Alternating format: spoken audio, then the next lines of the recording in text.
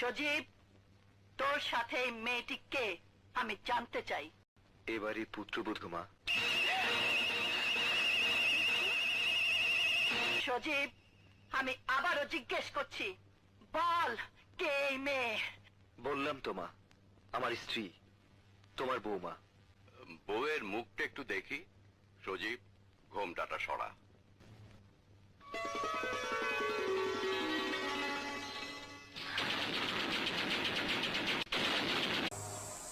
সজীব, তোর সাথে এই মেয়েটি কে আমি জানতে চাই। এবারই পুত্রবধূ মা।